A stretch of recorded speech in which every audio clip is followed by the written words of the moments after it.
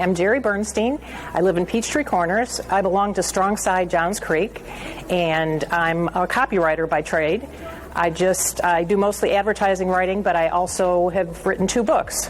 One of is not published yet, but the other one is published. It's called Late Boomers, and it's about people who do life-changing things later in life. And it was really a blast to write. So, in November of last year, I went for a routine mammogram. And lo and behold, I was diagnosed in January with breast cancer. And as awful as that sounds, and it was awful, I was very, very lucky in everything that happened since. It was detected very early. So early they didn't even see it as a mass, they just saw it as a little shadow, and it was more a miracle that they were able to diagnose it, so I'm very lucky. I went for a lumpectomy in February, and that went really well, and I will say that I felt the surgery was a piece of cake in that I think I was physically fit enough to just recover from that general anesthesia and surgery pretty quickly, and I'd attribute my time at Strongside had a lot to do with that. Unfortunately, they were able to complete the lumpectomy, but they didn't find what they call clear margins, so I had to go back for a second surgery.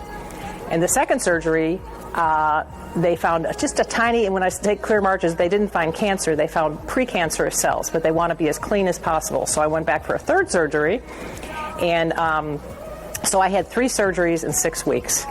But, like I said, I bounced back because I really believe it was due to my fitness that I achieved here.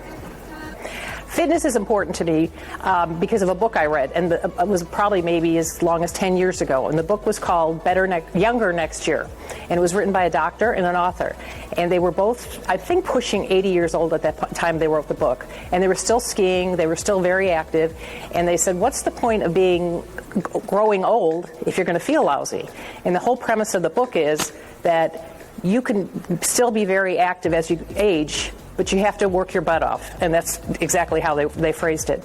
So at that time I decided to join a CrossFit gym because I didn't want to be older and not being able to do the things I love, like tennis and carry my grandkids and all those things. So it's really important to me, not for physical appearance, more how I feel.